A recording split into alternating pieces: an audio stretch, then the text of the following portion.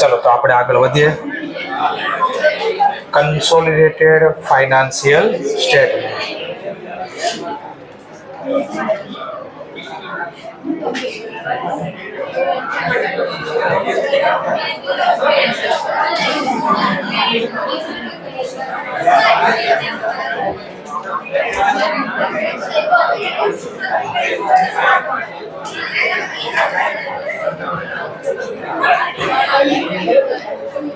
ચલો એક ચાલુ છે ને જોઈ લેજો, રેકોર્ડિંગ છે. ચલો તો આપણે જોઈએ, આ એએસ પણ છે ને ચેપ્ટર પણ છે, બંને કવર એક સાથે થાય. કન્સોલિડેટેડ ફાઇનાન્શિયલ સ્ટેટમેન્ટ, શોર્ટમાં એને CFS ના નામથી ઓળખવામાં આવે છે, અને આપણું અકાઉન્ટિંગ સ્ટાન્ડર્ડ 21 કવર કરે છે. એટલે આને ચેપ્ટર બોલો તોય ભલે, સ્ટાન્ડર્ડ બોલો તો બી બને. સૌથી અઘરું ચેપ્ટર આને માનવામાં આવે છે. મારા ખ્યાલથી તો મને બ્રાન્ચ થોડું અઘરું લાગે, કારણ કે એમાં વેરાયટી બહુ બધી છે.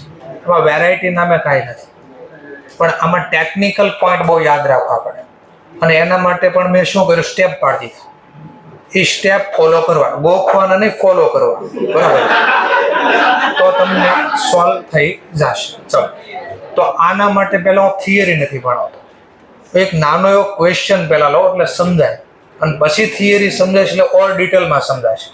બાકી આ લખેલું વાંચશો ને, જેમ કે આ જે મેં કીધું સ્ટેપ પાડી દીધા, આ પેજ નંબર 3 ઉપર છે, આ સ્ટેપ છે. આ સ્ટેપ પહેલા હું છે જ નહીં ખબર પડે, એટલે આના માટે હું પહેલા ક્વેશ્ચન સોલ્વ કરું, પછી બધી થિયરી સોલ્વ કરું.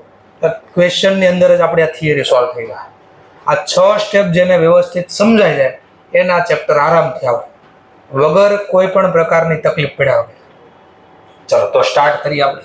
એના માટે હું અને પ્લસ જેને થોડુંક અમલગમેશનનો ચેપ્ટર આવડતું હશે એને ઓર વધારે મજા આવશે આ ચેપ્ટરમાં. ઓકે, તો સ્ટાર્ટ કરીએ આપણે. નાનો એક ક્વેશ્ચન લો, થિયરી પછી બધી લઈએ આપણે.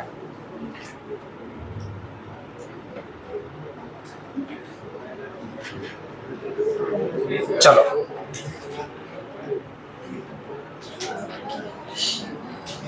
18 નંબરની જે સ્લાઇડ છે એ નાનો એવો બેઝિક ક્વેશ્ચન છે સમજવા માટે. આના માટે હું પહેલા તમને બે બેલેન્સ શીટ બનાવી દઉં. એટલે જે આપણને ઇન્ફોર્મેશનના ફોર્મમાં છે એને હું પહેલા બેલેન્સ શીટના ફોર્મમાં લઈ દઉં. એકનું નામ આપ્યું છે એચ લિમિટેડ, એટલે હોલ્ડિંગ કંપની છે. શું છે આ?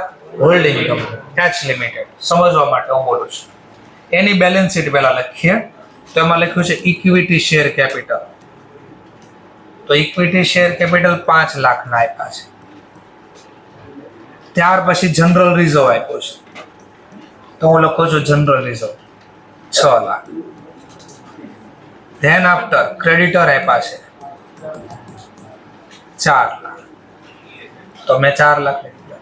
આ બાજુ કેશ બેલેન્સ આપી છે મશીન એકાઉન્ટ બિલ્ડિંગ. ચલો પહેલા હું મશીન અકાઉન્ટ લખી દઉં છું, 3 લાખ. પછી બિલ્ડિંગ આપ્યું છે આપણને, તો એ પણ લખી દઈએ 4 લાખ. ત્યાર પછી મને આપ્યા છે કેશ 8 લાખ. ચલો આ બે બાદનું ટોટલ પહેલા લખી દઈશું, તો 15 લાખ.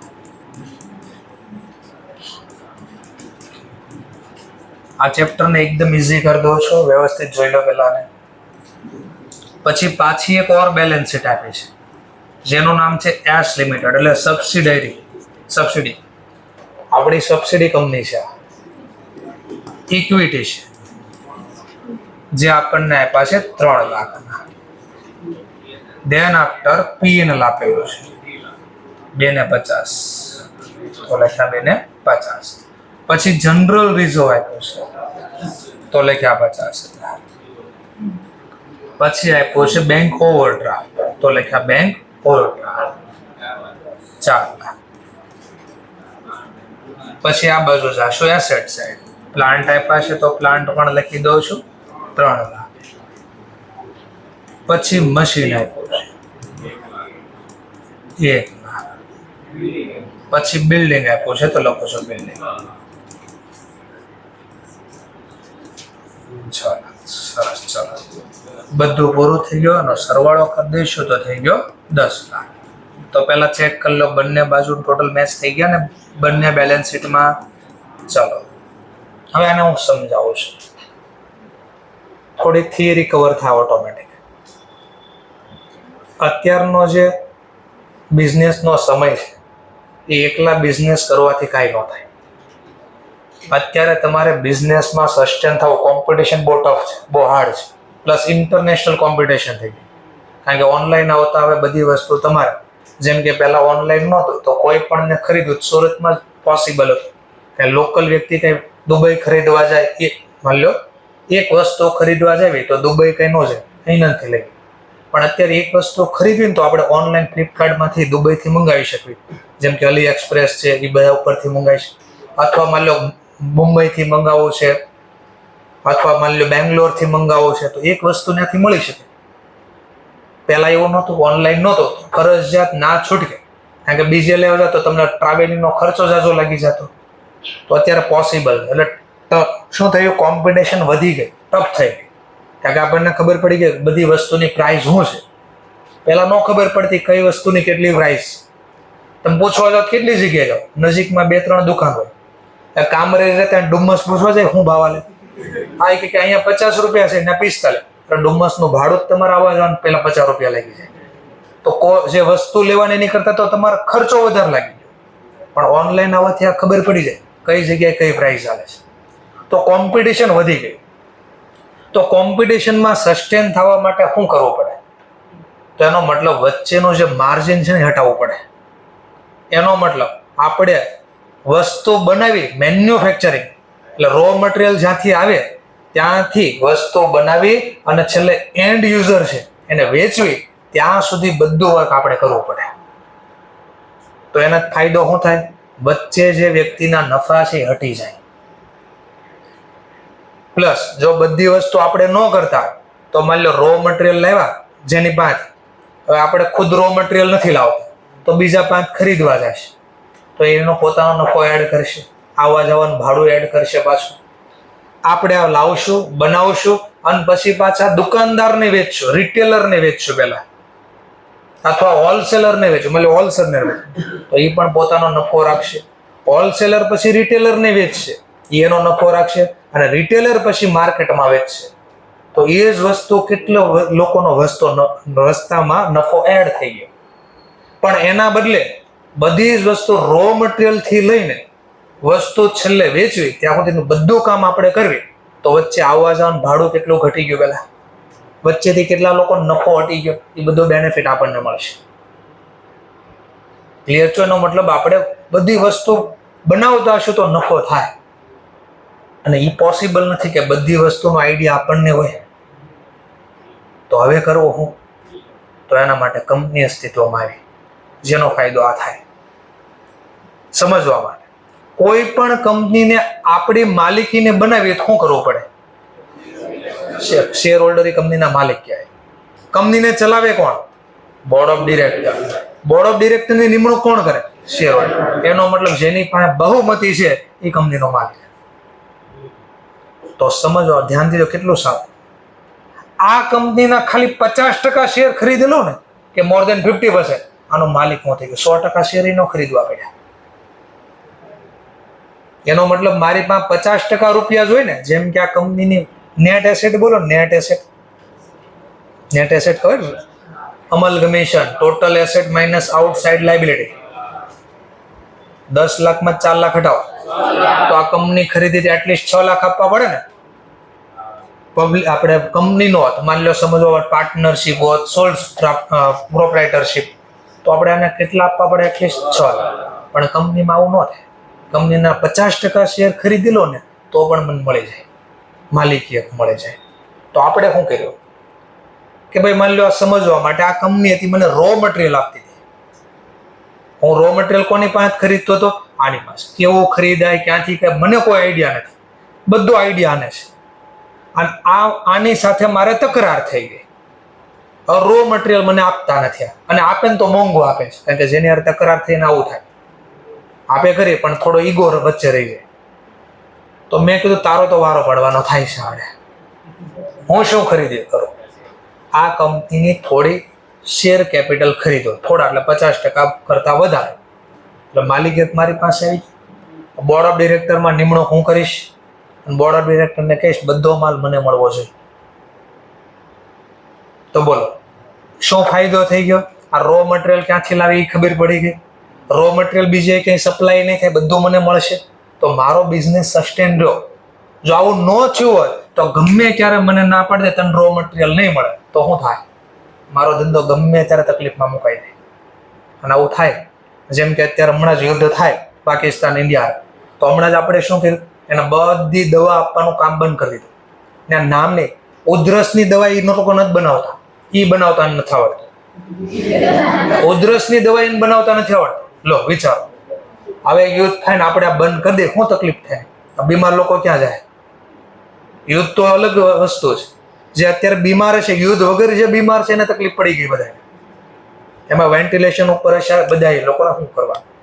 દવા જ નહીં મળે તો એનો મતલબ આ અમુક વાર આપણને લેવા દેવા વગરની તકલીફ પડી જાય. આવો તકલીફ માન લો ઓર કહો, હાલો આપણે યાર તકરાર ન થાય, બીજો કોઈ એને કસ્ટમર એવો મળ્યો એ કે બધો માલ મને આપી દે, હું 2% રૂપિયા તને આપીશ.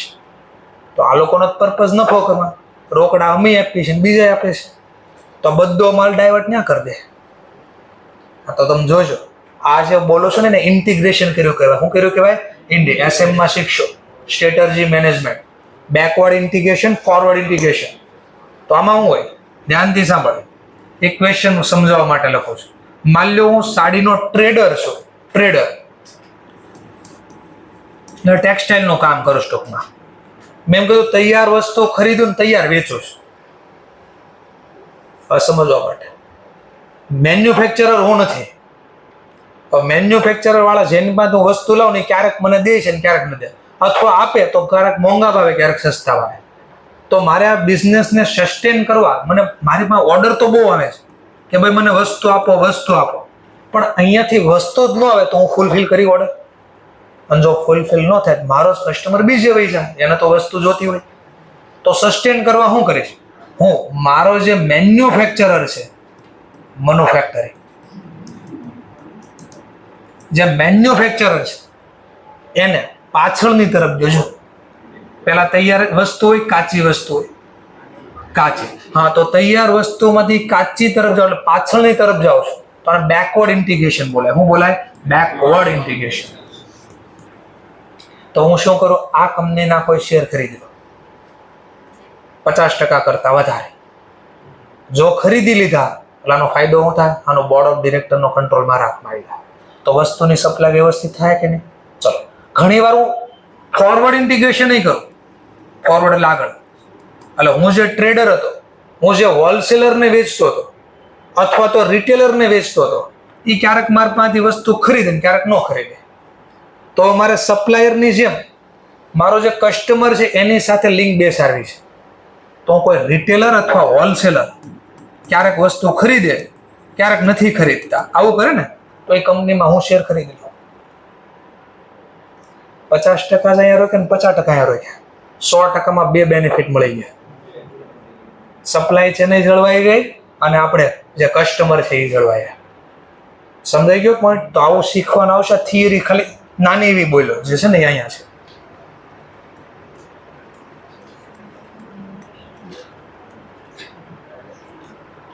ગ્રુપ ઓફ કંપનીઝ, ઘણી વાર આ બધી વસ્તુ કરવી પડે. આપણે શું કામ કરવી પડે? ધીમે ધીમે શીખશો. ચાલો, અત્યારે આનો બેનિફિટ શું થાય ને બધું આમાં લખેલો છે, બરાબર? જેમ કે જો લખ્યું 5 નંબરની કોન્સેપ્ટ ઓફ ગ્રુપ કંપની, શા માટે લાવ્યા, આ બધું શું કરવા માટે કરીએ, તો લખ્યું જો કોસ્ટ ઘટાડવા માટે. મેં કીધું લિંક કરી દીધી. તો વચ્ચે અહીંયા આ નફો એડ કરતો હતી, હવે નફો એડ ન કરી કારણ કે મારી જ કંપની થઈ ગઈ છે. તો કોસ્ટ ઘટાડવા, એફિશિયન્સી વધારવા, કંટ્રોલ લાવવા માટે. જેવું જીઓ આવ્યું એટલે પહેલું શું કર્યું? બધાએ જેવા જીઓ આવ્યા ને, એટલે જેમ કે ટાટા ડોકોમો નામની કંપની હતી એ સીધી એરટેલ હારે મર્જ થઈ ગઈ. શું કામ? બે કરવા. એક તો કોસ્ટ ઘટાડવા માટે, બીજો માર્કેટમાં પોતાનો હિસ્સો વધારવા માટે, સ્ટેક વધારવા માટે. કારણ કે નાની નાની કંપની મોટી કંપનીને ટક્કર ન આપી શકે, પણ બધી નાની કંપની ભેગી થઈ જાય તો મોટી કંપનીને તકલીફ પડી જાય. તો જીઓ પાસે બહુ બધા પૈસા હતા તો એને ટક્કર, જેમ કે હમણાં ચંપા કોલા ક્યાંક આવ્યું છે, કેમ્પા કોલા આવ્યું છે કાંઈ, બરાબર, કેમ્પા કોલા નામનું આવ્યું છે. તો અત્યારે શું એને તકલીફ પાડતી હતી? જે આ થમ્સઅપ છે, કોકો કોલા છે, સોશિયો છે, આ બધાને તકલીફ પાડતી હતી. શું કામ? બહુ સસ્તો. એને જીઓ વાળાનું કામ બહુ મસ્તીની સ્ટ્રેટેજી વર્ષોથી, ઘરની બુદ્ધિ કોઈ નહીં આપવાની, ગામ બેઠો છે ગામની બુદ્ધિ આપો. શું વર્ષ ગમે એની સ્ટ્રેટેજી જોઈ લેજો. શું કરે? પહેલું કામ, આપણા જે કોમ્પિટિટર છે, એટલે જેનો મારે બિઝનેસ કરવો છે, એના કોમ્પિટિટરને પકડો. એના કોમ્પિટિટરમાં જે એની સ્ટ્રેટેજી બનાવે એને લઈ લો. પહેલા આપણી પાસે પૈસા તો આપણી પાસે ભરી ભરીને પડ્યા છે. જેમ કે જીઓ આવ્યું જ્યારે માર્કેટમાં 2016-17માં આવ્યું, તો સૌથી પહેલા શું કર્યું? તે કઈ કંપની માર્કેટમાં સક્સેસ છે એ કે એરટેલ. 2017માં પહેલું જ કામ કર્યું. એનો જે મેન સીઈઓ હતા એને પકડી લઈ લો. આપણા બે કામ થઈ ગયા. એક તો એ કંપની આંધળી થઈ જાય, કારણ કે મેન જેની પોલિસી બનાવનાર વ્યક્તિ હતો એને જ આપણે લઈ લીધું. એ આવશે, બે કામ થઈ ગયા. એ કઈ પોલિસીથી કોમ્પિટિશન કરતા તે આપણને ખબર પડી ગઈ. બેઠો બિઝનેસ હાથમાં આવી ગયો. એક આ કામ કરો. એટલે હંમેશા પહેલા શું કરવાનું? એનો જે મેન વ્યક્તિ હોય કોમ્પિટિટર આપણો જે બનવાનો છે, એના મેન વ્યક્તિને પકડીને લઈ આવવાનો. આ એક કામ કરવાનું. પહેલી પોલિસીની હંમેશા આવો. બીજી પોલિસી, કેવું બનાવશું, માર્કેટમાં હાલશે કે નહીં, નવું કોઈ દી નહીં કામ કરવાનું. નવી પ્રોડક્ટ નહીં લાવવાની. પહેલા સીધું માર્કેટમાં આવવું હોય તો બે રીતે આવી શકાય. કાં કોપી કરી લ્યો તો આવી શકાય, કાં નવી વસ્તુ લાવે તો જોવું પડે કે સામેનો બિઝનેસ કેવો છે, આપણે જેમાં એન્ટર થાય. કોપી થઈને સસ્ટેન થઈ કેમ છે તો કોપી કરો. કોપી થઈને સસ્ટેન નથી થઈ શકાય તો નવું લાવો. જેમ કે જીઓ જ્યારે આવ્યું, કોપી કરીને સસ્ટેન થાય એમ નહોતું, કારણ કે બહુ બધા મોટા મોટા પ્લેયર. આઈડિયા નામની જે કંપની હતી ને, એ સમથિંગ 1997-2000 હતી. 2016 સુધીને સિંગલ ક્વાર્ટરમાં લોસ નથી જોયો કોઈ. લોસ કોને કઈ ખબર નથી પડતી. જીઓ આવ્યું ને, જે દિવસે પહેલા ક્વાર્ટરમાં લોસ, હજી નફો નથી કર્યો. બરાબર છે. તો એનો મતલબ કોપી કરીને સસ્ટેન નહોતું થાય. એને શું કર્યું? લોકો 2G અને 3G માં રમે ને, આપણે 4G માં આવ્યા સીધા. તો નવું આપવું પડે. એટલે બિઝનેસ કેવો એના ઉપર ડિપેન્ડ. જેમ કે આ કેમ્પા કોલા, ચંપા કોલા યાદ આવ્યું. તો આ કેમ્પા કોલા નામનું જે છે, આ કેમ્પા કોલામાં નવું લાવી શકાય એમ નહોતું. ત્યાં નવું તો શું લાવું? અને નવું લાવી મે બી સક્સેસ થાય ન થાય, ટેસ્ટ લોકોને ગમે તેમ નોય ગમે. ઘણા લોકો એની પહેલા આવેલા છે, એ સક્સેસ થાય તેમ નોય થાય. તો શું કર્યું? પહેલું કામ, માર્કેટમાં સૌથી પ્રોડક્ટ વધારે કોની વેચાય? તો કે થમ્સઅપ. થમ્સઅપનો ટેસ્ટ કોપી મારી લો. આ કેમ્પા કોલા પીજો, થમ્સઅપનો ટેસ્ટ લાગશે પણ સ્ટ્રોંગ થોડી ઓછો છે. સ્ટ્રોંગ એટલો નહીં. સેમ એના જેવો ટેસ્ટ, પણ એનો તમને ટેસ્ટ હશે બહુ સ્ટ્રોંગ નહીં લાગે, એમ પી નહીં શકો એવું નહીં થાય. બીજું શું કર્યું? પ્રાઇસ વોર કરો. શું કરો? જેમ કે એનો જે ટીન આવે થમ્સઅપ, એ 50 રૂપિયા 60 રૂપિયાનો ટીન છે, અને 20 રૂપિયામાં આપવાનું ચાલુ કર્યું. 20 રૂપિયા ટીન આપવાનો ફાયદો બે. એક તો ટીન હોય ને ઠંડુ, લોખંડ ઠંડુ વધારે થાય. કાચ હોય ને ઠંડુ ઓછો થાય ઘણી વાર, કારણ કે એને આખો પેલા કાચને ઠંડો કરવો પડે, પછી અંદરની વસ્તુ ઠંડી થાય. તમે ટીનમાં વસ્તુ પીજો અને કાચમાં વસ્તુ પીજો, જમીન આસમાનનો ફરક પડે. કાચ જવા દો, કાચની બોટલ હવે બધા યુઝ નથી કરતા. પ્લાસ્ટિકનો ગેરફાયદો, તરત જ ગરમ થઈ જાય. ટીન જલ્દી ગરમ ન થાય. ટીનમાં પીશો ને તો એનો ટેસ્ટ અલગ લાગશે, અને તમે પહેલામાં પીશો ટેસ્ટ અલગ લાગશે. તો આને હું કરું, પ્રાઇસ ઓછી રાખી અને પેલામાં. ચલો આપણે પછી ચલો.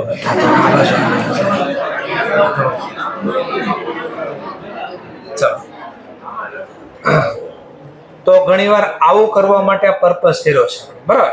તો 50% હિસ્સો ખરીદી લેવી, 100% ખરીદી લેવી. સબસિડરી કઈ ફાઉન્ડેશન શીખા. કોઈ કંપનીમાં આપણે હોલ્ડિંગ બનવું છે અથવા સબસિડરી બનાવી છે, તો એના માટેના કેટલા રસ્તા? 2 રસ્તા. આમ જોઈએ તો 3 રસ્તા. કઈ રીતે બની શકે? એક, ખુદ આપણે 50% કરતા વધારે સ્ટેક ખરીદી લે સીધી રીતે, અથવા ઘણીવાર 50% શેર ન ખરીદા, 35% શેર ખરીદા.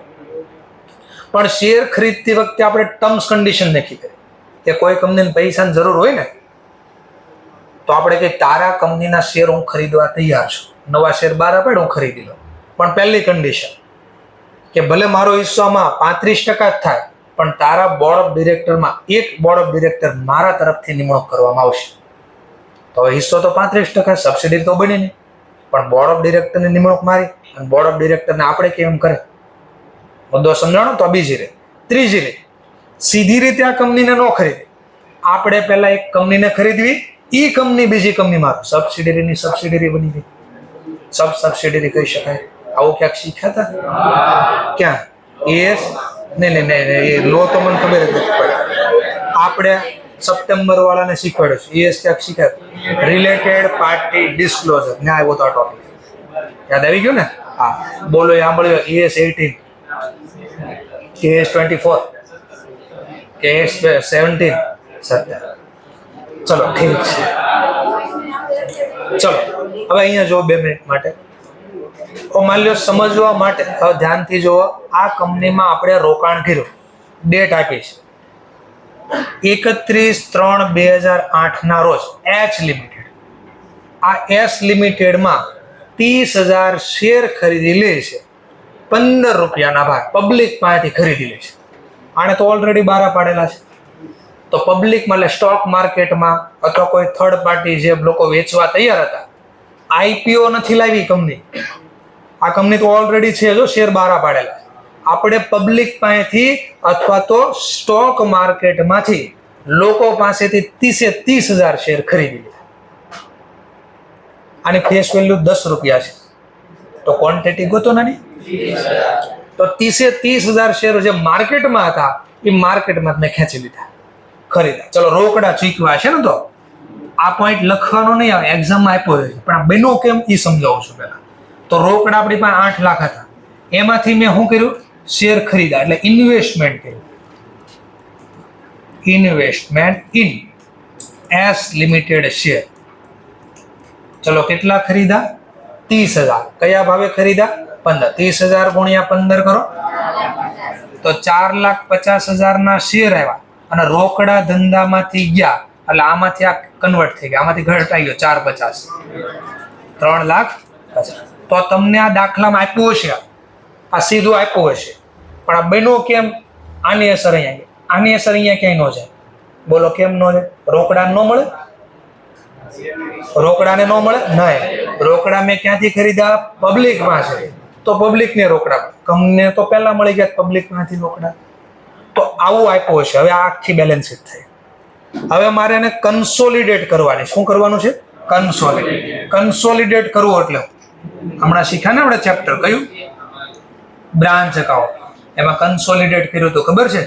હા, ઓલા ઇન્ટર ઓઇન ટ્રાન્ઝેક્શન નહીં લખવાનું પડે. ચલો, અને કન્સોલિડેટ કરો. એકદમ ઓલા 6 સ્ટેપ છે ને સાદી ભાષામાં શીખવાડો, અને પછી એને મિનિંગ આરે સમજજો. એટલે 6 સ્ટેપ શીખવા માટે પ્રોસેસ કરવા. બેઝિક દાખલો રાખ્યો, કેટલા ટકા હિસ્સો ખરીદો?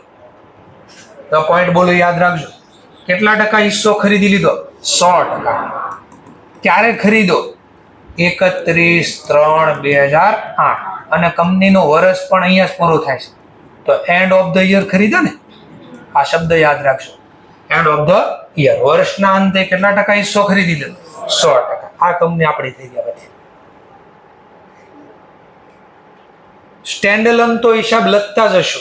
સ્ટેન્ડ અલોન એટલે 1 લાખ પોતાના વાર્ષિક હિસાબ તો લખતા જ હશો. પણ સમજવા માટે તમે આ એચ લિમિટેડમાં આ શેર શીટ તમારી પાસે છે, તમારી બધા પાસે. મેં કીધું અમારા પૈસા કે ગયા ઓલા 8 લાખ આપ્યા, તમે મને પૂછો. મેં કીધું દેખાતું નથી. શેરમાં રોકાણ કર્યું.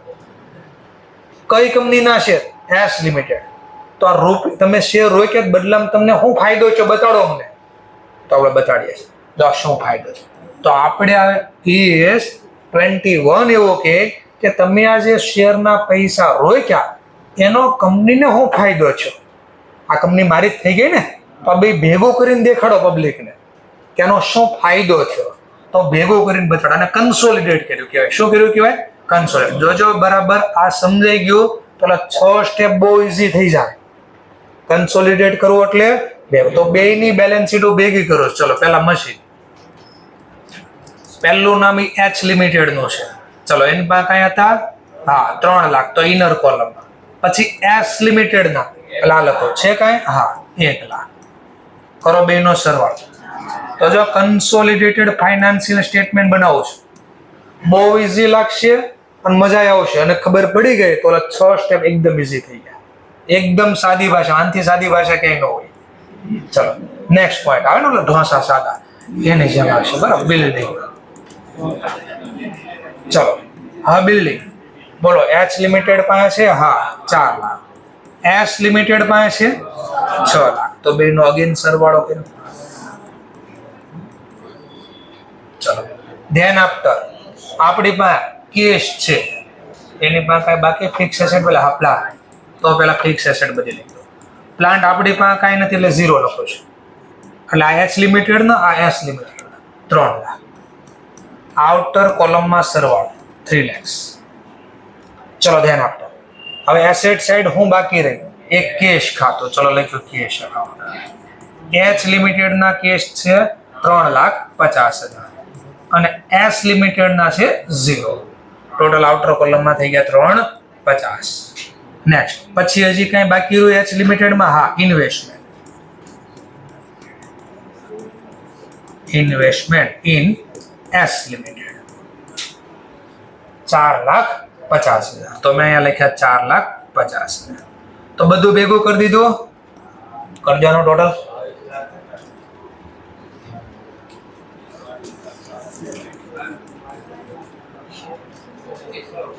25 લાખ.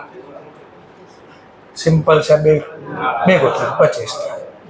એવી જ રીતે આ બાજુ જોજો, બરાબર જોતા જાજો. હું પહેલા ઇક્વિટી શેર લખું છું હોલ્ડિંગ કંપનીના, એટલે H limited 5 lakh, S limited ના 3 લાખ. હવે એને સમજાવવા પહેલા છે ને કાઉન્સમાં દેખાડો એટલે થોડું દેખાય. 5 લાખ. પછી પાછા ઇક્વિટી, આમ 2 વાર ન લખવાનું હોય, પણ હું થોડો સમજાવવા માટે પ્રયત્ન કરું છું. 3 લાખ. ચલો પછી જનરલ રિઝર્વ બોલો. એચ લિમિટેડ નું કઈ છે? હા, કેટલું છે? 6 લાખ. ચલો પછી જનરલ રિઝર્વ અહીંયા કઈ છે? હા, તો લખો જનરલ રિઝર્વ. એસ લિમિટેડ નું 50 લાખ. પછી કઈ આ બાજુ તો નથી, પણ અહીંયા એક છે પીએડ, એટલે રિઝર્વ એન્ડ સરપ્લસ નું ટાઇટલ આપું છું. એચ માં કઈ નથી, પણ એસ લિમિટેડ માં છે 2.5 લાખ રૂપિયા. ચલો ધ્યાન આપતા. ક્રેડિટર છે ને બીઓડી છે. ચલો આ બાજુ ક્રેડિટર કોના છે? H limited. કેટલા છે? 4 લાખ. ઇનર કોલમ હવે દેખાડો 4 લાખ અને એસ લિમિટેડ ના 0 એટલે 4 લાખ થઈ ગયા. પછી અહીંયા છે બેંક ઓવરડ્રાફ્ટ. આપણી પાસે 0 છે, પણ એની પાસે ઓવરડ્રાફ્ટ છે 4 લાખ. અહીંયા પણ 4 લાખ થઈ ગયા. કરજો અગેન ટોટલ. આને સાદી ભાષામાં કન્સોલિડેટ કર્યું કહેવાય. પણ આ કન્સોલિડેટ કરો ને તો એક તકલીફ થઈ. આપણે શેર બહાર પડે ને આપણે જ રોક્યા. આ કોણ છે? S limited. આ રોકાણ ક્યાં છે? S limited. એટલે આપણે જ થઈ ગયા, આપણી જ કંપની છે. આપણા ધંધામાં એવું ન લખી શકાય મારે જ લેવાના મારે જ દેવાના. તો જો પહેલો સ્ટાર માર્ક ચાલુ થાય બરાબર જોઈ લેજો. પહેલું સમજાવો છો તમને, એટલે 6 સ્ટેપમાં શું સ્ટેપ થાય છે ને અલગ રીતે સમજાવવાનો પ્રયત્ન કરો છો. તો પહેલા ઇન્ટર ઓવિંગ ટ્રાન્ઝેક્શન કેન્સલ થાય. જેને હું 2 સ્ટાર આપું છું ને એક્ઝામમાં કોઈ દિવસ લખવાનું જ નથી. શું કામ? એનો રીઝન ધીમે ધીમે હમણાં સમજાય. તો પહેલો 2 સ્ટાર આને આપ્યા, આને કોઈ દી નહીં લખવાનું. તો હટાવો અહીંયાથી, હટાવો જવા દે. ચાલો આ ગયા અહીંયાથી, એટલે 2 સ્ટાર અહીંયા આવી ગયા. અહીંયાથી રકમ કાઢી નાખી. ચલો ઇન્વેસ્ટમેન્ટ કેટલું મેં અહીંયાથી હટાવી દીધું, તો માઇનસની સાઇન આપો છો. આ ઇન્વેસ્ટમેન્ટ ગયું એમ. આ બાજુ ઇન્ટરઓવિંગ ટ્રાન્ઝેક્શન અહીંયા હતો, 100% હિસ્સો આપણો છે ને. આ હંમેશા કઈ વેલ્યુ? Face value. રોકાણ તો જે ભાવે કર્યું હોય. તો અહીંયાથી ઇક્વિટી શેર હટાવો. ચલો ઇક્વિટી શેર, તો આને સ્ટાર આપો છો, ડબલ સ્ટાર. આ ગયા અહીંયાથી. આ એક્ઝામમાં કોઈ દિવસ લખવાનું નથી. તો ઓવર ગયા અહીંયાથી 3 લાખ રૂપિયા. ક્લિયર મુદ્દો? ચલો ઓર આગળ વધ્યા. હવે બોલો સાંભળજો. મેં કઈ તારીખે રોકાણ કર્યું જરા ચેક કરો. તો એનો મતલબ 31/3 પહેલામાં મારું કાંઈ લેવા દેવા હતું? 31 તારીખ પછી જે કાંઈ આમાં હું નફો કમાવો એ બધો મારો કહેવાય ને. પણ આપણે તો 31 તારીખે ભલે ખરીદ્યું, આ પણ આપણું જ બની ગયું ને. કંપનીમાં તો એવું ન હોય કે તું આવ્યો પછી તારા, એને પહેલા થાય. એ તો બધું આજથી હિસ્સો તો બધું જ મારું થઈ ગયું. હવે યાદ કરો અમલગમીશન, એમાં યાદ કરો મર્જર મેથડ. મર્જર મેથડમાં હો તો યાદ કરો એટલે 3 જર્નલ. એમાં પહેલા ઓલો પરચેસ કન્સિડરેશન ડ્યુ કર્યો, બીજું બિઝનેસ પરચેસ ક્લોઝ કરતા એમાં બધી એસેટ લખતા બુક વેલ્યુ, બધી આઉટસાઇડ લાયબિલિટી લખતા બુક વેલ્યુ. પછી યાદ કરો સ્ટેચ્યુટરી રિઝર્વ આવતો, આને પણ હાથ પણ અડાવતા ન પણ અડાવતા. બરાબર, શું હતું આ યાદ કરજો. લખતા પણ ખરા, ન પણ લખતા, એટલે ટેસ્ટ કરતા. જો ટેસ્ટની અંદર સક્સેસ થઈ ગયા તો વધ્યા કાંઈ તો લખશો, નો વધ્યા તો ન લખતા. યાદ આવ્યું ક્યાં? આ એ જ બોલો છો, ધ્યાનથી સાંભળો. આને વિચારો, આ જે નફો છે હું આવ્યા પહેલાનો છે પછીનો છે? પહેલા ઇંગ્લિશમાં પહેલાને કહેવાય પ્રી. તો રિયલમાં મારો આમાં કોઈ અધિકાર છે છતાં બી મને મળી ગયો, તો આ મારો નફો નથી સમજવા માટે. તો એને હટાવી દો, મારો નફો નથી કારણ કે મારી પહેલાનો નફો છે, તો એને હટાવી દો 2 મિનિટ માટે. એનો મતલબ આ નહીં લખવાનો. પણ 1 સ્ટાર વાળો છે. કેવું સ્ટાર છે? 1 સ્ટાર. 1 સ્ટારનો મતલબ લખીશ પણ ખરા, નહીં પણ લખો. ઓકે સર, કહી દો ને ક્યારે લખાય ને ક્યારે ન લખાય. સિમ્પલ હું કહું, સાંભળજો. મારા પછીના ખરીદા પછીનો જે નફો એમાં તો મારો રિયલ અધિકાર લાગે, તો એ નફો લખવાનો. મેં ખરીદા પહેલાનો નફો છે એમાં રિયલ તો મેં હતો જ નહીં, તો એ નફો મારો કહેવાય નહીં, તો એ હટાવી દો. ચલો હટાવો. તો અહીંયાથી બીજા ગયા, જો 50 આ ગયા. એકવાર સ્ટાર કેમ લખ્યું? મે બી લખીશ, મે બી નહીં લખ. પણ જ્યાં 2 સ્ટાર છે ને તો કોઈ દી નથી લખવાના. શું કામ? ધીમે ધીમે સમજાય. બરાબર, પહેલા ખાલી સ્ટોરી સમજવાનો થોડો પ્રયત્ન કરો. તો પહેલા કેટલા રિઝર્વ માંથી હટાવ્યા? 50. પછી પીએનએલ માંથી કેટલા હટાવ્યા? 2 લાખ. તો મને કહો જરા, હવે ધ્યાનથી જો. હવે બેલેન્સ શીટ નો સરવાળો બોલો આ બાજુ. 20 લાખ એટલે અહીંયાથી 4.5 હટી ગયા. અહીંયાથી જરા કેટલામાં 25 લાખમાં તેટલા ગાયબ કરી દીધા. 19 લાખ. સરવાળો મેચ નો થયો. બસ સરવાળો મેચ કરવાના 2 ઓપ્શન. કાં અહીંયાથી ઓર હટાવી દો, હજી કેટલા અહીંયા માઇનસ કરી નાખો તો 2 બાજુ સરવાળો મેચ થાય. અથવા બીજો રસ્તો, અહીંયા વધારી દો, 1.5 લાખ અહીંયા વધારી દો તો એ સરવાળો મેચ થયો. વધારવા ક્યાં? ક્વેશ્ચન થયો. આનું સોલ્યુશન હવે જો અમલગમીશન થોડું યાદ આવશે. ઓલો રિઝર્વ લખવું કે નહીં તો એને ટેસ્ટ કરતા. એ ટેસ્ટમાં શું કરતા આપણે યાદ કરો. તો આપણે પહેલા લખતા કેટલું મેં પેમેન્ટ આપ્યું. ચલો તમે કેટલાનું રોકાણ કર્યું? આ તો મેં પેમેન્ટ આપ્યો, પેમેન્ટ કન્સિડરેશન. બદલામાં ઇક્વિટી શેર એટલે માલિકી હક મળ્યો મને.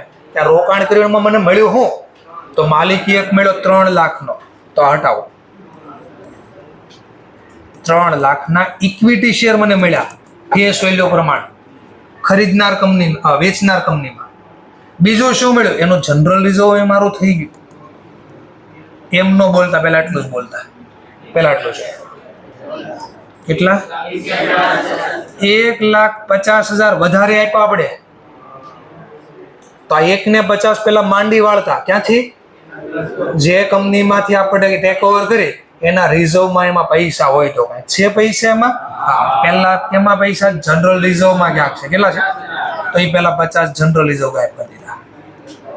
પછી આપણી પાસે ઓવર છે કે પીએનએલ, એમાં કેટલા છે?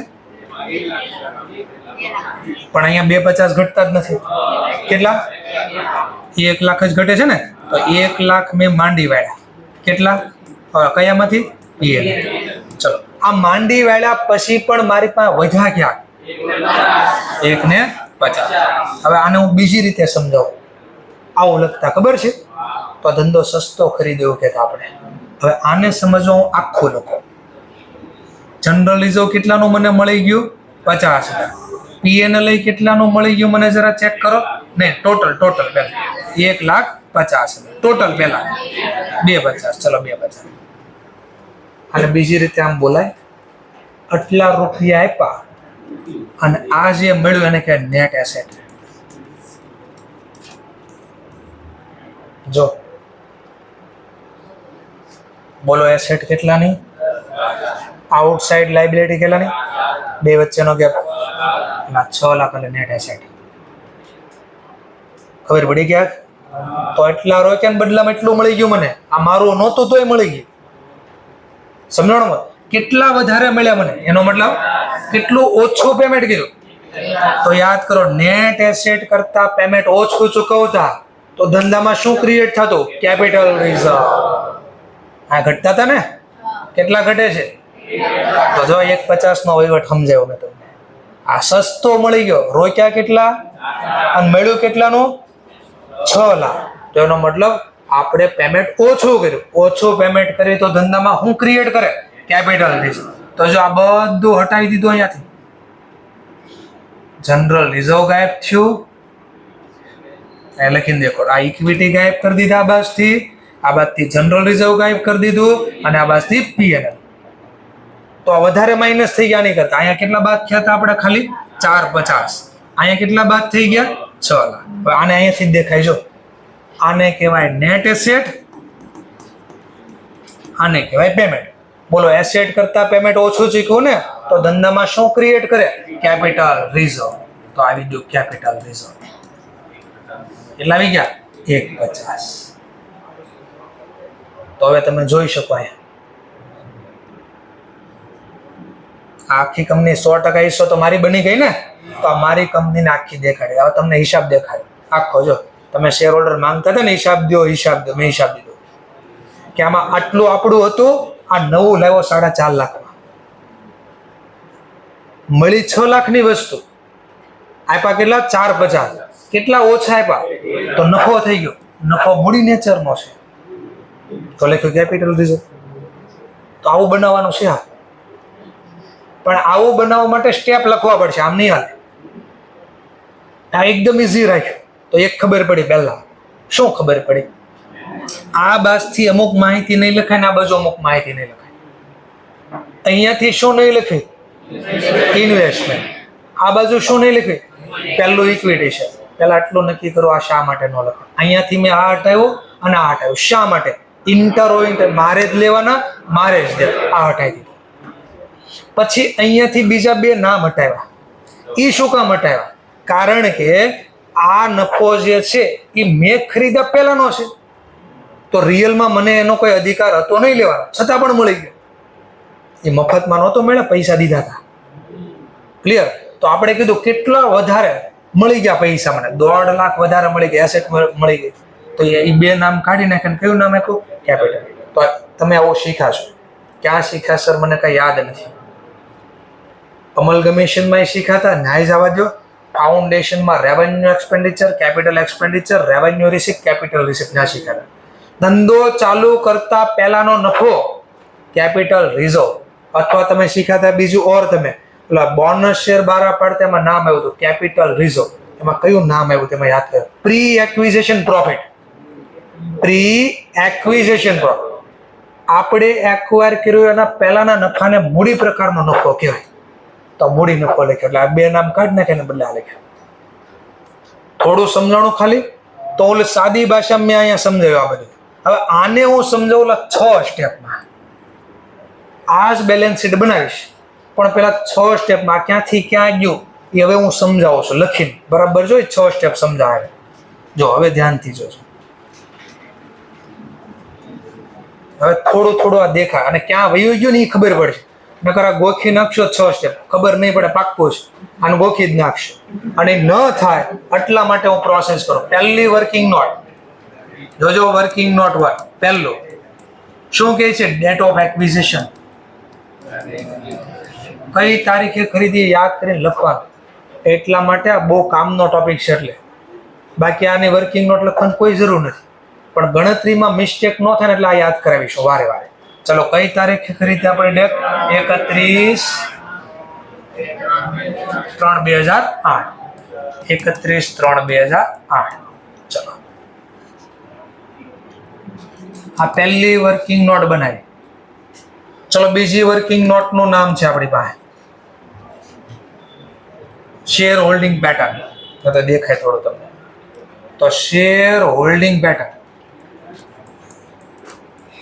ચલો મેં કેટલા શેર ખરીદ્યા, ક્વોન્ટિટી બોલજો, ક્વોન્ટિટી 30,000. જે કંપનીમાં શેર ખરીદ્યા એમાં કેટલા શેર ઓલરેડી ઇસ્યુ થયેલા? 3 લાખને ડિવાઈડ કરો 10 વડે 30,000. ટકાવારી વિશ્વ જોતો ગુણ્યા 100. તો મારી પાસે શેર હોલ્ડિંગ પેટર્ન કેટલા ટકા છે? 100%. આ બીજું સ્ટેપ. આ ત્રીજું સ્ટેપ. ચલો હવે બાટો નફા ને બાટો એનાલાઇઝ કરો પ્રી અને પોસ્ટમાં. તો કે છે એનાલિસિસ ઓફ સબસિડી. કોનું? Subsidiary, reserve and surplus. તો હું એનાલિસિસ કરું છું.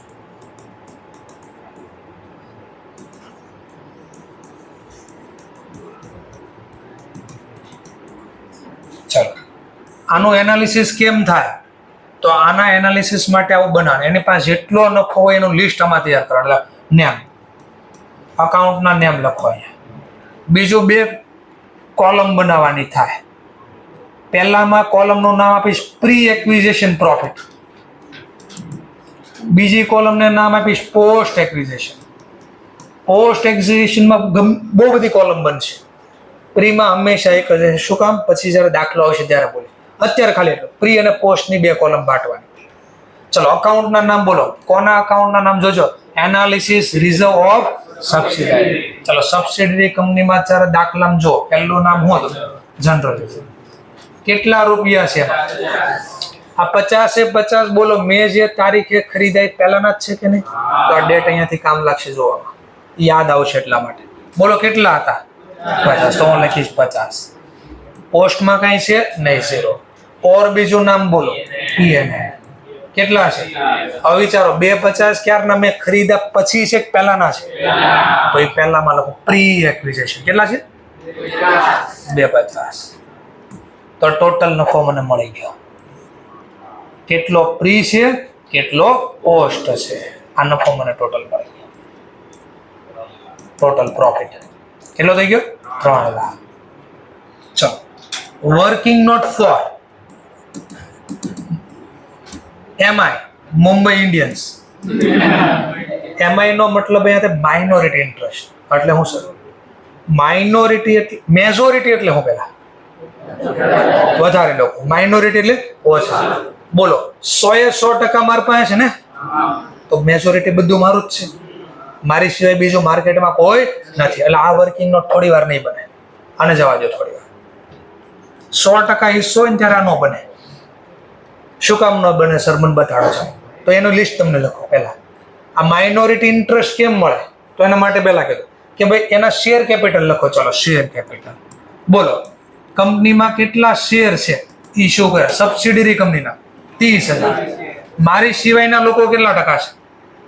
100% મારા છે. 0 ને ગમે એટલી વાડે ગુણાકાર કરો, જવાબ 0. ઓર વધુ આગળ પાછો એ કે અહીંયા નફો દેખાડો. પ્રી એક્વિઝિશન હું કામ કર્યું તે દેખાય. પ્રી એક્વિઝિશન પ્રોફિટ લખો. ચલો કેટલો છે? 3 લાખ. બોલો 3 લાખમાં એનો હિસ્સો કેટલો છે? જ નહીં, બારી છે કોઈ 0. પોસ્ટ એક્વિઝિશન નફો લખો. છે જ નહીં. ટકાવારી તો કે 0. બોલો કેટલો જવાબ આવ્યો? એનો મતલબ જ્યારે 100% હિસ્સો આપણી પાસે હોય ત્યારે આ વર્કિંગ નોટ બને નહીં. આગળ બનશે એટલે મેં અહીંયા સમજાવ્યું થોડી વાર. ચલો હવે વર્કિંગ નોટ 5. હજુ આ સાદી ભાષા છે ને હમણાં દેખાતી થાય. આ સાદી ભાષામાં દેખાતી થાય. Working note 5. વર્કિંગ નોટ 5 સાદી ભાષા દેખાય. હવે ચલો working note 5 COC cost of control. Cost of control wording નો મતલબ કાઢો પેલા. Cost of control. કોસ્ટ એટલે ખર્ચો. કેટલો ખર્ચો કર્યો, કેટલા ચૂકવા છે ને? કંટ્રોલ મેળવવા. ચલો તો કંટ્રોલ મેળવવા પહેલા મેં ઇન્વેસ્ટમેન્ટ કર્યું ને? તો ઇન્વેસ્ટમેન્ટમાં મેં કેટલા રૂપિયા આપ્યા? 450. જો સાદી ભાષા આવી. દેખાય છે? ચલો નેક્સ્ટ. 450 મને મળ્યો શું? કંટ્રોલ મેં કંટ્રોલ માટે પૈસા દીધા ને, તો બદલા મને મળ્યું શું? તો ઇક્વિટી શેર મળ્યા.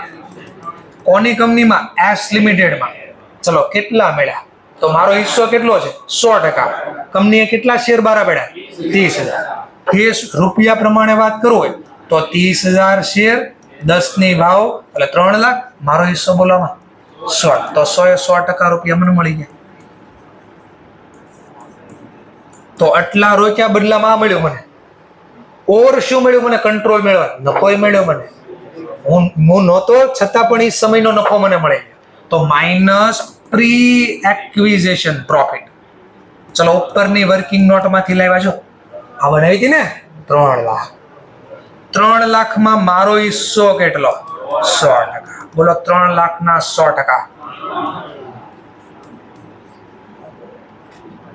ચલો રોક્યા કેટલા? મળ્યા કેટલા? 6 લાખનો ફાયદો થઈ ગયો.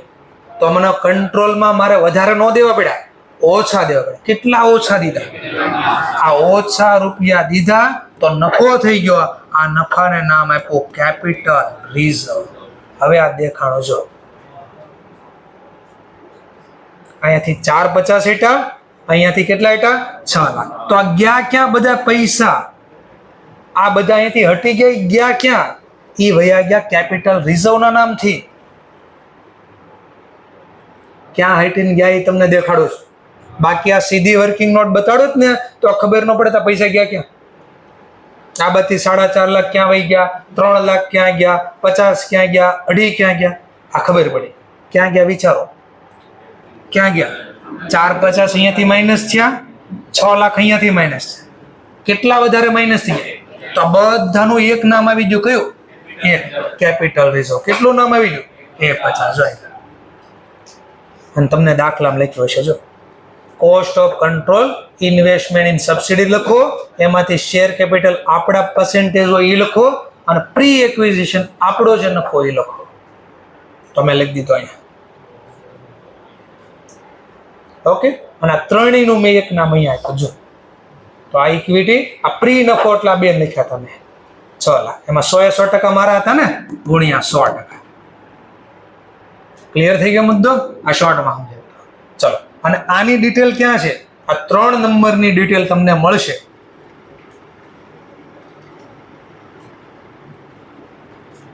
નંબર આવી જાવ. 12 નંબર, 12 નંબરની સ્લાઇડ. હવે થિયરી જો કવર થાય છે તમારી. Note cost of control should be calculated as on date of share acquisition. આ ક્યારે ગોતવાનું? તો જો ઉપર પહેલો જ મેં આ ડેટ લખાઈ દીધી. ઓકે. કેમ મળે એના માટે શું કરવાનું? તો લખ્યું છે કોસ્ટ ઓફ કંટ્રોલ માટે પહેલા ઇન્વેસ્ટમેન્ટ લખવાનું, એમાંથી holding percentage of share capital of subsidiary કંપનીમાં જે આપણા ટકા, જો આ સબસિડરી કંપની એમાં આપણા ટકાવારી લખ્યા. પછી કીધું pre acquisition reserve and surplus જે સબસિડરીમાં છે આપણું એ લખો આપણા ભાગમાં. ચલો હવે આનો મતલબ શું થાય? COC નો એટલે આ લખ્યું ને, આનો મતલબ શું છે તો સમજાય. Cost of control means excess or less amount paid. વધારે ચૂકવા કે ઓછા ચૂકવા of share acquisition in subsidiary company by holding company. એટલે હોલ્ડિંગ કંપનીએ સબસિડરીમાં પૈસા ચૂકવા, બેનિફિટ વધારે મળ્યો છે, મે બી ઓછો મળ્યો, એટલે લેસ કે વધારે પે કરે. જો એનો મતલબ શું થાય? It's also cost. એટલે જે તમે વધારે રૂપિયા ચૂકવા કે ઓછા ચૂકવા, આનો મતલબ કહેવાય જો વધારે ચૂકવા તો ગુડવિલ, ઓછા ચૂકવા તો કેપિટલ રિઝર્વ. તો આપણે બોલો શેના જોતો જરા ચેક કરો. કોસ્ટ ઓફ કંટ્રોલ મતલબ એક્સેસ કે લેસ અમાઉન્ટ પેડ ઓન. તો આને નેટવર્ક બોલતો તો ક્યારનો. નેટ એસેટ બોલો, નેટવર્થ બોલો, કેપિટલ એમ્પ્લોય બોલો, પાર્ટનરશિપમાં નામ આવ્યા હતા. નહોતા યાદ એવા સર તો પાછું બોલું છું. અને નેટ એસેટ બોલો, અમલગમીશનમાં હતું જ. નેટ એસેટ બોલો, નેટવર્થ બોલો, કેપિટલ એમ્પ્લોય બોલો, આ બધા એક ને એક નામ છે. તો બોલો કેપિટલ નેટ એસેટ કેટલાની? ઇન્વેસ્ટમેન્ટ કેટલાનો? ઓછા ચૂકવા ને, લેસ અમાઉન્ટ ચૂકવી તો કેપિટલ રિઝર્વ ક્રિએટ કરે. તો થિયરી હું દાખલાના ફોર્મમાં સમજાવું છું. શું કે થોડો આઈડિયા આવ્યો. લો થઈ ગયું. વર્કિંગ નોટ 6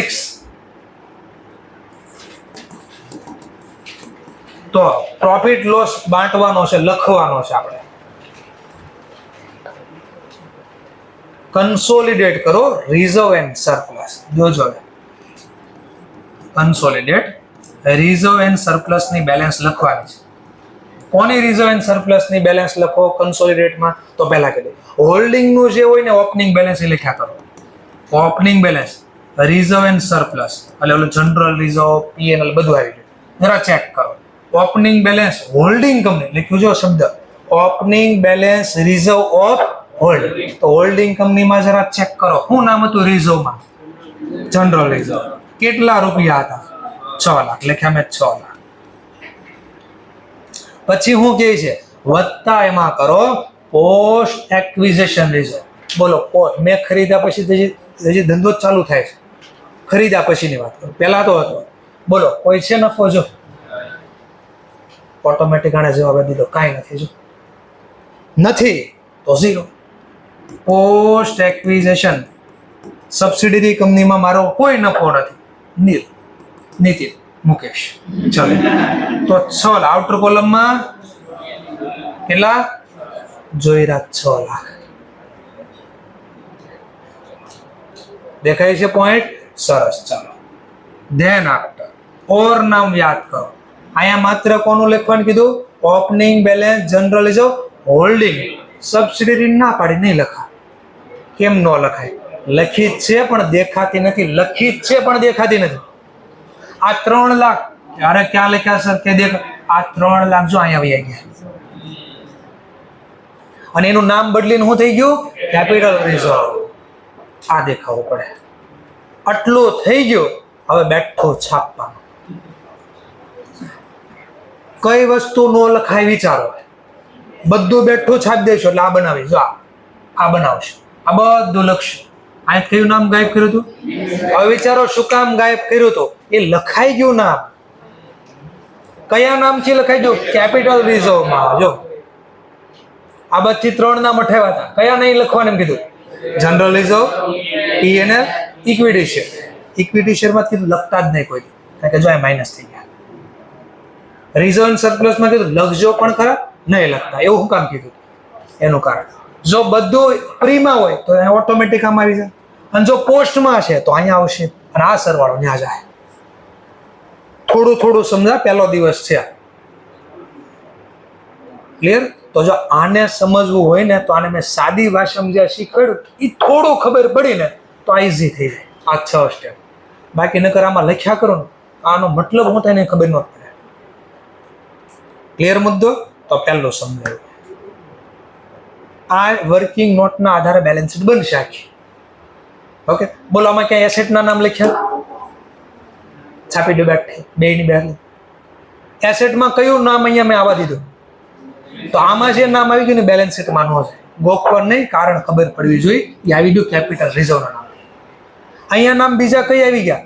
ઇક્વિટી શેર ને પ્રી એક્વિઝિશન. પ્રી એક્વિઝિશનમાં કોણ હતું? તો નામ ગાયબ થઈ ગયા છે. એના બદલા કયું નામ આવ્યું? કેપિટલ. કન્સોલિડેટેડ રિઝર્વ લખો. કોનું? ઓપનિંગ બેલેન્સ હોલ્ડિંગનું. કયું? General reserve. પોસ્ટ નફો કઈ છે? નહીં. આનો સરવાળો જો ઓટોમેટિક 6 લખાઈ ગયો. આઈ થિંક થોડું ખબર પડી ખાલી કે ભાઈ બે બેલેન્સ શીટ ભેગી કરવાની વાતો થાય છે. ક્યાંક લખવાનું કહે છે ને ક્યાંક લખવાનું ના પાડે છે. શું કામ એ નથી ખબર. ખાલી એટલી ખબર પડી ક્યાંક લખશું ક્યાંક નહીં લખ્યું. સરવાળો બાદ બાકી મેચ નહીં થાય. તો એને મેચ કરવા 2 ઓપ્શન છે. કાં અહીંયા લખવાના કાં અહીંયા લખવાના. અહીંયા લખવા કાં અહીંયા લખવા કેમ ખબર પડે? એ આના આધારે ખબર પડે. પેમેન્ટ કરતા એસેટ કરતા પેમેન્ટ વધારે ચૂક્યું તો આપણે અમલગમેશનમાં બોલતા બોલવે તો અહીંયા લખાય. જો એસેટ કરતા પેમેન્ટ ઓછું ચૂકવતા હું ક્રિએટ કરતા તો કેપિટલ રિઝર્વ. અહીંયા જો સરવાળો ઓટોમેટિક મેચ થઈ. અહીંયા લખ્યા ને અમે થઈ જો 20,50,000. આઈ હોપ થોડું ખબર પડી ગયા. ઓકે, સરસ. ચલો કઈ નંબરની સ્લાઇડ શીખ્યા તમે? હવે એને આગળની સ્લાઇડ જો. ચલો 18 નંબરની સ્લાઇડ શીખે ને, ધ્યાનથી જો. તમે જોયા કરજો 1 મિનિટ ખાલી. અહીંયા 1 મિનિટ અહીંયા જો, બધા અહીંયા જો 1 મિનિટ. હવે મને કહેજો શું થાય છે એ જરા ચેક કરજો. જોજો બરાબર.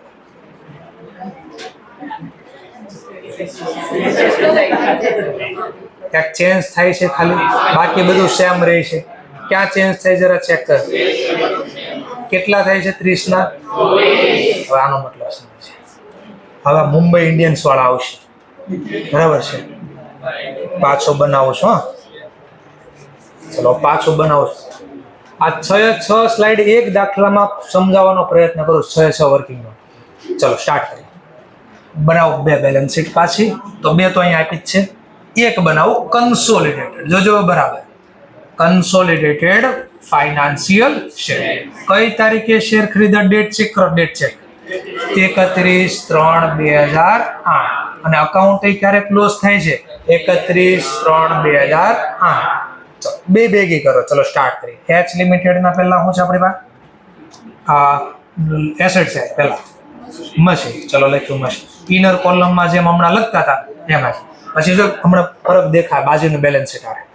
ચલો ઇનર કોલમમાં 4 લાખ 3 છે, મશીનમાં 3 છે તો 3 લાખ. પછી સબસિડરી કંપનીના 1 લાખ. આઉટર કોલમમાં સરવાળો તો આગળની બેલેન્સ શીટમાં તમને 4 જ દેખાતા હતા. ચલો નેક્સ્ટ. પછી નામ આપ્યું છે બિલ્ડિંગ. હોલ્ડિંગના તો મેં લખ્યા 4 લાખ. સબસિડરીના 6 લાખ. કરો બેનો સરવાળો. ચલો ધ્યાન આપો. પ્લાન્ટ પહેલા ફિક્સ એસેટ બધી પૂરી કરી દે. પ્લાન્ટમાં હોલ્ડિંગના, સબસિડરીના, આઉટર કોલમમાં સરવાળો 3 લાખ. ચલો ધ્યાન આપો. પછી શું નામ આપ્યું? કેશ. પણ કેશ ઓલા ઇન્વેસ્ટમેન્ટમાં બાદ કરીને. ઓકે, તો કેશ હતા કેટલા આપણી પાસે જરા ચેક કરો? 8 લાખ. એમાંથી મેં રોકાણ કર્યું 24,000 શેર 15 ના. એ તમારે એક્ઝામમાં ડાયરેક્ટ આપ્યું જશે ઇન્વેસ્ટમેન્ટ. પણ આ ઇન્વેસ્ટમેન્ટ આવ્યું કેમ એ સમજાવું છું ખાલી. કેટલા? 4,40,000. અને આ રોકડા 8 હતા એમાં 4,40 ગયા, તો ઉપરના ક્યાં ગયા? તો કે એનું ઇન્વેસ્ટમેન્ટ કર્યું. તો ઇન્વેસ્ટમેન્ટ આ એક્ઝામમાં આપ્યું હશે, પણ ક્યાંથી આવ્યું સમજાવવા માટે આ પ્રોસેસ કરું છું. Investment in S limited share. બોલો કેટલા? 24,000 ગુણ્યા 15 3 લાખ. તો 360. ચલો બધું લખાય નહીં. કેશ એ પહેલામાં કેશ નથી ને પાછા? એસેટ બધી આવી ગઈ. ઓકે, હવે સરવાળો કરી દો. 25 લાખ. 25 ને? ઓકે, તો 25 લાખ. ચલો આ બાજુ પહેલા હું આખી ભેગી કરી દો, પછી ઓલું બાદ હું કરવું ન કરવું એ સમજાવો. ચલો આ બાજુ પહેલા ઇક્વિટી શેર. હોલ્ડિંગ ના તો લખવા જ પડશે આપણા તો ખુદ. ચલો ત્યાર પછી ઇક્વિટી શેર પહેલા સિમ્પલ રીતે ભેગી કરી દે. ચલો સબસિડરી નહીં, એની બેલેન્સ શીટમાં જોવાય ના, હંમેશા ફેસ વેલ્યુ હોય 3 લાખ. નહીં હું બોલું એટલું અત્યારે બીજું નથી વિચારણ. પહેલા 2 ભેગું કરી દે. આ કેમ હમણાં આગળ નોર્મલ બધું ભેગું, એમ પહેલા ભેગું કરજો. પહેલા બીજું થોડી વાર નહીં વિચારતા. ચલો ત્યાર પછી જનરલ રિઝર્વ. હોલ્ડિંગ નું કઈ છે તો લખો 6 લાખ. ચલો સબસિડરી નું કઈ છે 50. પછી પીએનએલ છે. હોલ્ડિંગ નું કઈ છે? સબસિડરી નું છે કઈ? કેટલા છે? 2 ને 50. ચલો પછી હોલ્ડિંગમાં લાયબિલિટી શું છે? ક્રેડિટર. ચલો ઇનર કોલમમાં કેટલા છે? 4 લાખ. સબસિડરીના તો આઉટર કોલમમાં 4 લાખ. પહેલા હું સાદી ભાષામાં તમને લખાવતા શીખવાડું છું. Bank overdraft. હોલ્ડિંગનું કઈ છે? 0. સબસિડરીનું કઈ છે? આઉટર કોલમમાં સરવાળો 4 લાખ. ટોટલ કરો. તો આગળ એ પહેલા મેં આમ જ કર્યું હતું, પાછું મેં આમ જ કર્યું. હવે બરાબર છે. મેં કેટલા શેરમાં ઇન્વેસ્ટમેન્ટ કર્યું? પહેલી એનો મતલબ બધા લોકોએ મને શેર વેચ્યા નહીં, પબ્લિકે 30,000 માંથી 24,000 જ વેચ્યા. ટકાવારી કરો. 24,000 ભાગ્યા 30,000 ગુણ્યા 100, 80% જ મારો હિસ્સો છે. કેટલા ટકા છે? 80%. તો મારે એસેટ 80% ન લખવી જોઈએ? અહીંયા સબસિડરી કંપનીમાં એસેટ છે બધી મારી થોડી, મારો હિસ્સો કેટલો છે? તો મારે 80% જ લખવા જોઈએ. મેં તો અહીંયા 100% લખી નાખ્યા. 100% જ લખવા પડે. કેમ? તો ધ્યાનથી સાંભળો. બરાબર, આ એસેટ વેચાણી,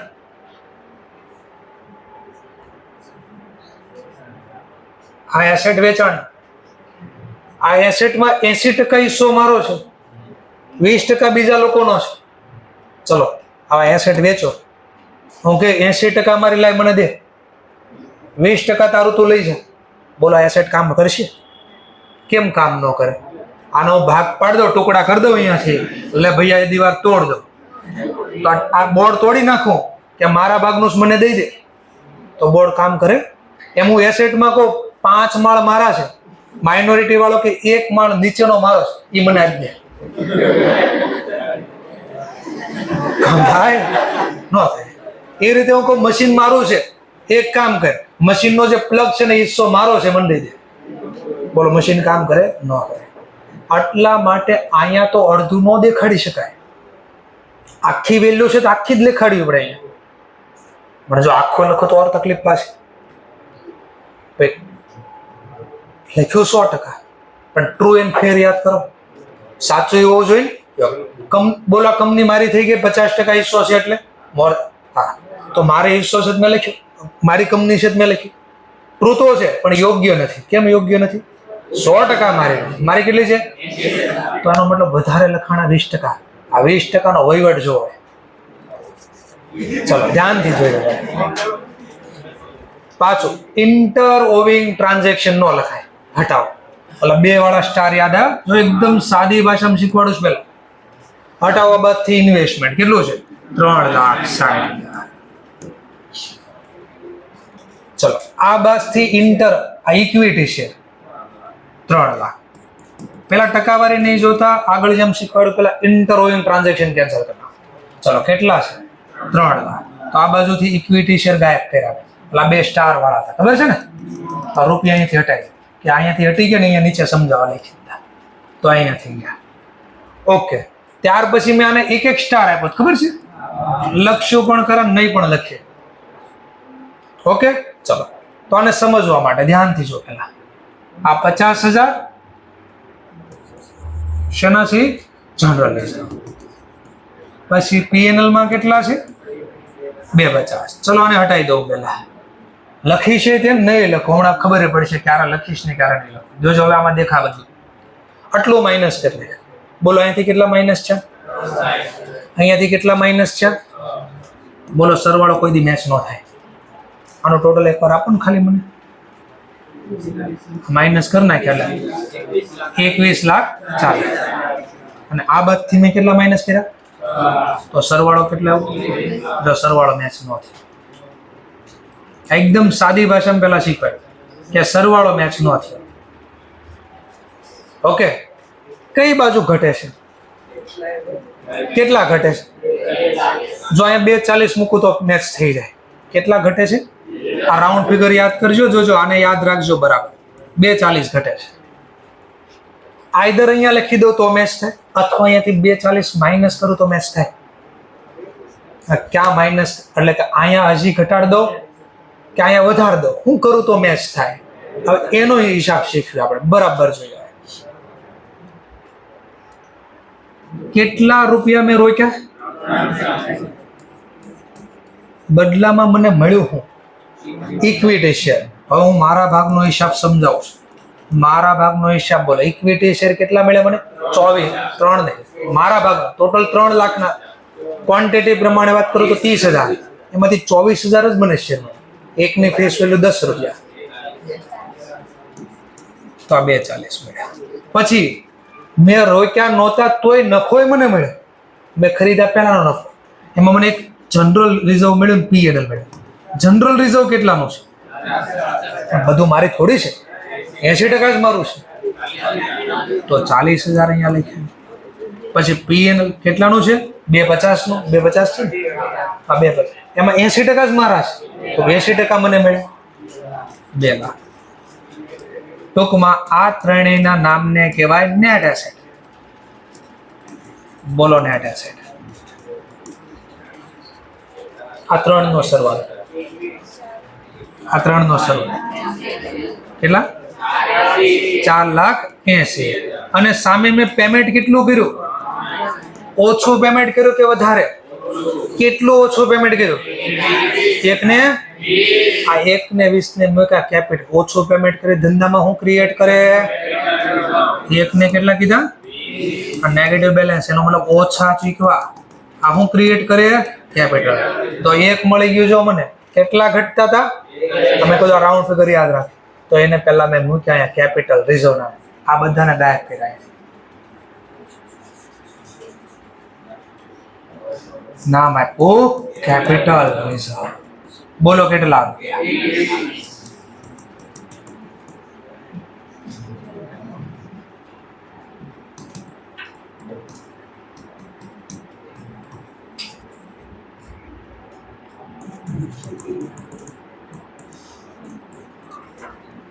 કેટલા મળ્યા?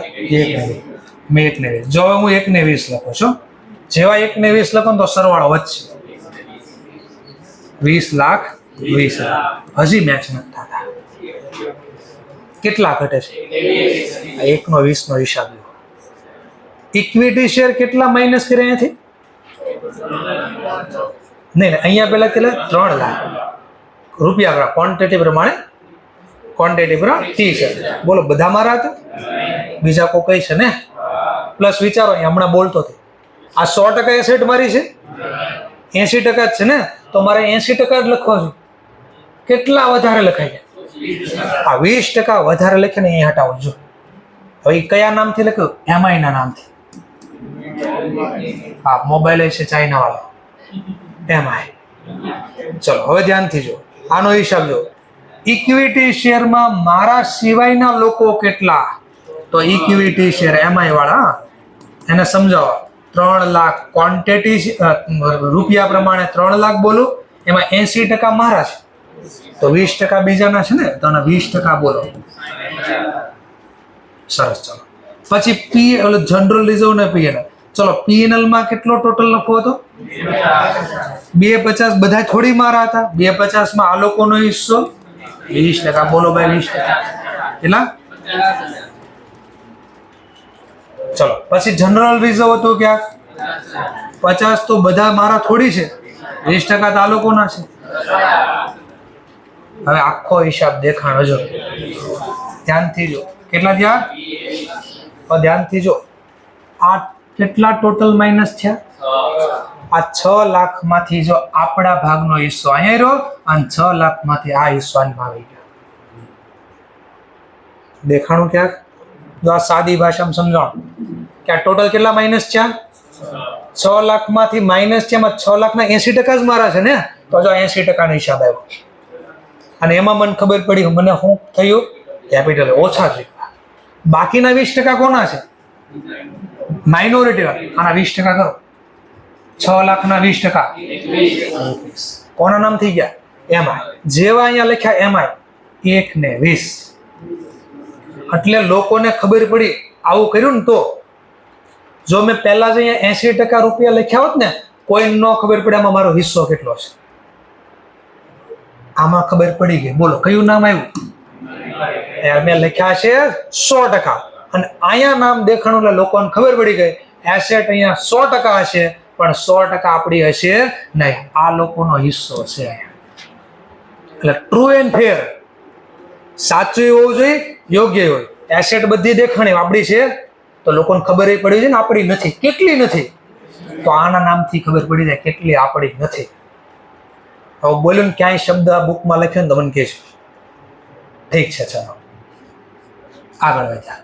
હવે આને જો સમજાવું છું એટલે વર્કિંગ નોટ 6 ના ફોર્મમાં જેટલું આખા આ ચેપ્ટરમાં ભણાય છે એમાં આ જ કામ કર્યા કરી બેઠો 6 વર્કિંગ નોટ. That's all. ચલો પહેલી વર્કિંગ નોટ 1. જો કોન્સેપ્ટ સમજી જાઓ બહુ મજા પડી જાય કે આ માઇનસ શું કામ થાય, પ્લસ શું કામ થાય, ગયા ક્યાં એ સમજવા. એટલે મેં એકદમ સાદી ભાષામાં દાખલો શીખવાડ્યો. ચલો પહેલી વર્કિંગ ડેટ ઓફ એક્વિઝિશન. ચલો એ પણ અહીંયા તમને દેખાડો એટલે યાદ રહે. ક્યાં હતું? Slide number 3. ચલો પહેલા ડેટ ઓફ એક્વિઝિશન 31/3/2008. આ લખવાનું કોઈ જરૂર નથી વર્કિંગ નોટમાં, પણ આ યાદ નહીં હોય ને તો બધું ખોટું બની જાય. એટલે આને વર્કિંગ નોટના ફોર્મમાં હું લખું છું. વર્કિંગ નોટ તો શેર હોલ્ડિંગ પેટર્ન. ચલો આપણે કેટલા શેરમાં ક્વોન્ટિટી બોલજો? 24. સબસિડિયરી કંપનીના શેર કેટલા છે? 30 લાખ. ટકાવારી જોતા ગુણ્યા 100 તો 80% રૂપિયા 80% હોલ્ડિંગ આપણું છે. બધું આપણું હોલ્ડિંગ નથી. ચલો આ બીજી working note. Working note 3. Working note analysis કરો. Analysis of subsidiary reserve and surplus. એટલે આ શું થાય છે ખબર પડે છે? કઈ ઓલા 3 હટાવું છું ને એનો વહીવટ કરું છું. કયા નામથી હું કરું ને એના માટે આ પ્રોસેસ થાય છે. ચલો હવે આના માટે મેં શું કીધું તમને? કોલમ બનાવવાની 3 કોલમ.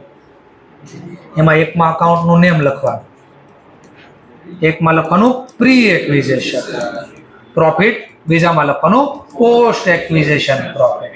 આન પછી આવા દાખલા આવશે એવું બનાવ્યું આપણે. ચલો પહેલું નામ બોલો કોનું પણ? ચલો સબસિડીનું પહેલું નામ રિઝર્વ બોલો. રૂપિયા કેટલા? અને બધા મેં ખરીદા શેર એની પહેલાના સમયના છે ને, તો બધા અહીંયા લખો. કેટલા? 50.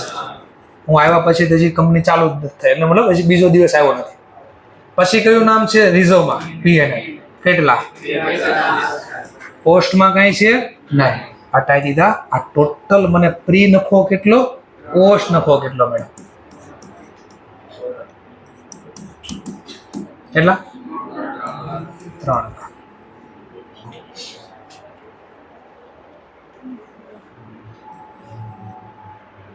પછી એરા મારીને બાટા છે ને, હવે બાંટવાનું કામ ચાલુ થાય છે.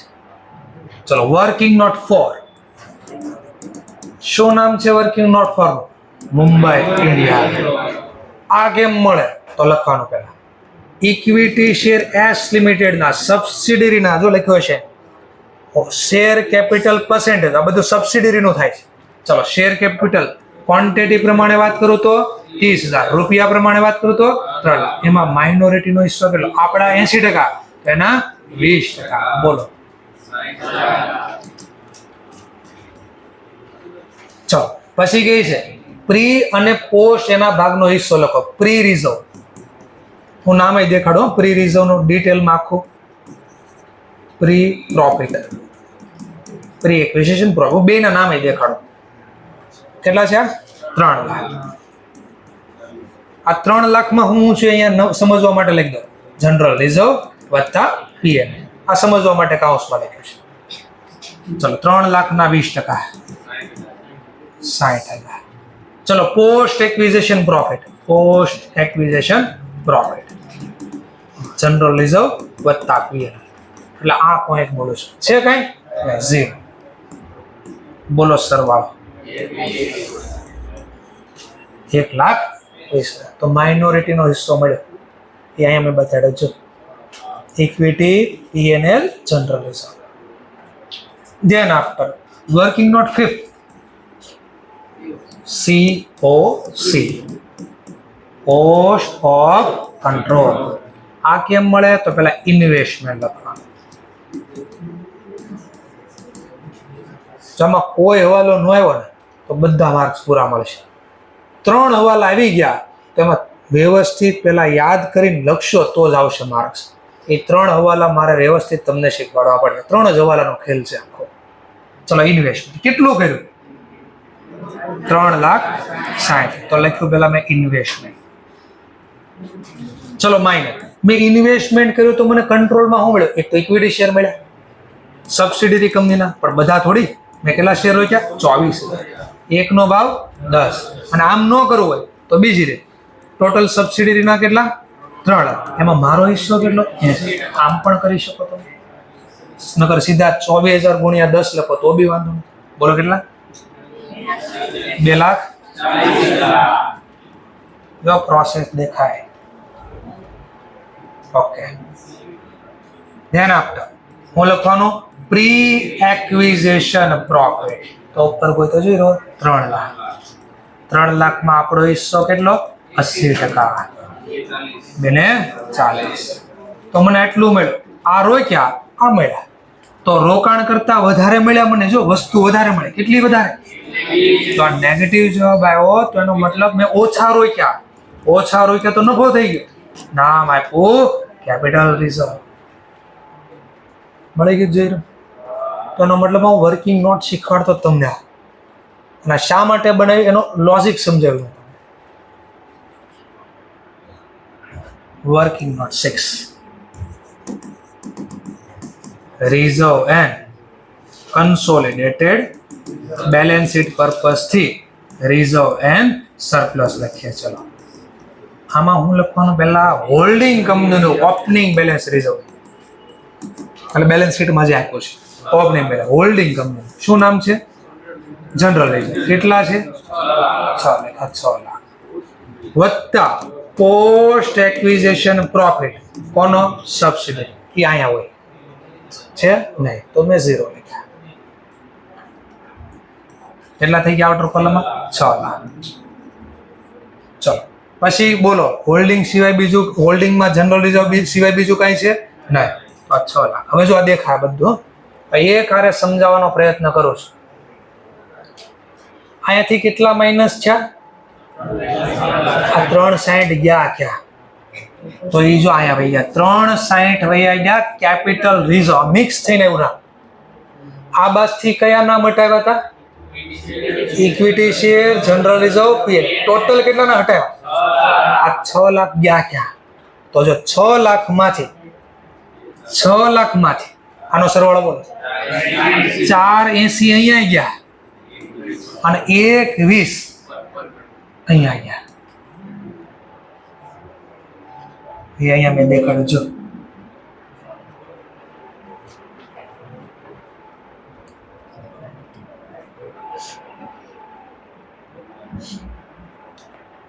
ક્લિયર થઈ ગયો પોઈન્ટ? તો એટલે હું ક્યારનો કહેતો ને અહીંયાથી હટી ગઈ ક્યાં માહિતી હું તમને કહી શકું. અહીંયા 3 ને 60 ગયા એ ક્યાં ગયા? એ કેપિટલ રિઝર્વમાં અડધા આવ્યા. આ બાજુ ટોટલ કેટલા ગાયબ છે? 6. તો 6 માંથી 4 ને 80 મારા કેપિટલ રિઝર્વના નામમાં ગયા અને 6 માંથી 1 ને 20 કોના નામમાં ગયા? માઇનોરિટી. બેનો કર્યો સરવાળો એટલે 6 લાખનો હિસાબ જોઈ લો. દેખાણો મુદ્દો આવો હતો ક્યાં? ચલો પછી મેં કીધું આપણું તો અહીંયા લખવા જ પડે ને, તો લખ્યા જો 6 લાખ. પછી મેં કીધું જનરલ રિઝર્વ એક જ સ્ટાર હતો. લખાશે પણ ખરા? નહીં લખાય. એ લખાશે કે પોસ્ટ એક્વિઝિશન. અને અહીંયા પોસ્ટ અત્યારે આવતું જ નથી ને આવશે એટલે ઓટોમેટિક એક સ્ટાર વાળો આવી જાય. તો થોડી ખાલી ખબર પડી શું થવાનું છે. બે બેલેન્સ શીટ ભેગી થવાની છે. એમાં અમુક લખવાનું છે, અમુક નથી લખવાનું. અને લખશું તો કયા નામથી લખશું? તો અમુક એમઆઈના નામથી જાય, અમુક કેપિટલ રિઝર્વના નામથી મે બી જાય, અમુક અહીંયા ગુડવિલના નામથી જાય. તો દાખલા સોલ્વ કરશું એમાં આવડતું જાય. ક્લિયર? તો આજે હું અહીંયા સ્ટોપ કરું છું. બેઝિક ખાલી સમજાવવાનો પ્રયત્ન કર્યો કે આ ચેપ્ટરમાં શું આવવાનું છે.